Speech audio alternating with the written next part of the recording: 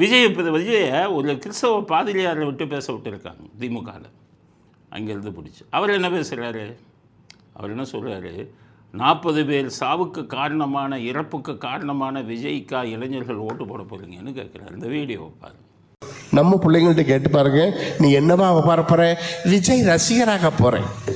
41 பேரை கொன்று குவிச்சவனுக்கு சரியா எல்லாம் இப்படி ஆகணும். இப்படி கையை இப்படி விலங்கு போட்டால் நம்மளாம் என்ன செய்வோம்? விலங்கு போட்டால் தான் கையை இப்படி வைப்போம் இல்லையா? இந்த தலைவர் கையை இப்படி போட்டுக்கிறாரு, நான் ஏற்கனவே விலங்கு போட்டிருக்கேன் என்று காட்டுகின்ற அவர் பின்னால் செல்லுகின்ற கூட்டம் அதிகமாக கொண்டு இருக்கிறது. இந்த மாதிரி யாராச்சும் உண்மையான பாதிரியார்கள் பேசுவாங்களா? இவர் திமுக ஏற்பாடு செய்த பாதிரியார். அதனால் அவர் வந்துக்கிட்டு விஜய் தான் 40 பேர் இறப்புக்கு காரணமா எங்கே கரூரில், அதனால் அவருக்கா நீங்கள் ஓட்டு போட போகிறீங்கன்னு இளைஞர்களை பார்த்து கேட்கிறார். சரி, அது அவருடைய சொந்த கருத்து. ஆனால் அவர் சொல்லக்கூடிய விஷயத்தில் 40 பேர் கரூரில் 40 பேர் இறப்புக்கு காரணம் விஜயா?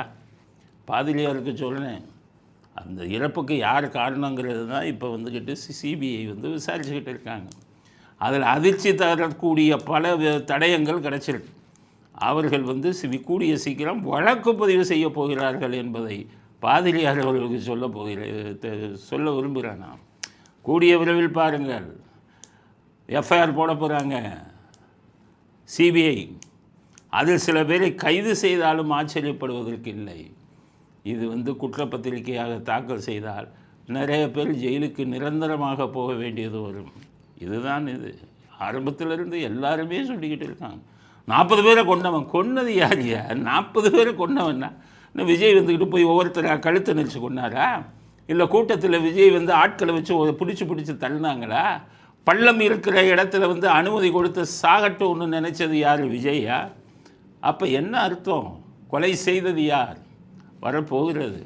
சிபிஐ அறிக்கைக்காக காத்திருங்கள் அப்படிங்கிறது தான் இவங்களுக்கு சொல்ல விரும்புகிறேன். பாதிரியாருக்கும் சொல்ல விரும்புகிறேன், திமுக காரங்களுக்கும் சொல்ல போகிறேன். ரொம்ப ஆடாத இதுங்க, இங்கே வேகமாக நடக்குது. ஆதாரங்கள் வலுவாக கிடைச்சிருக்கு, ரெடியாக இருக்காங்க எஃப்ஐஆர் போடுறதுக்கு.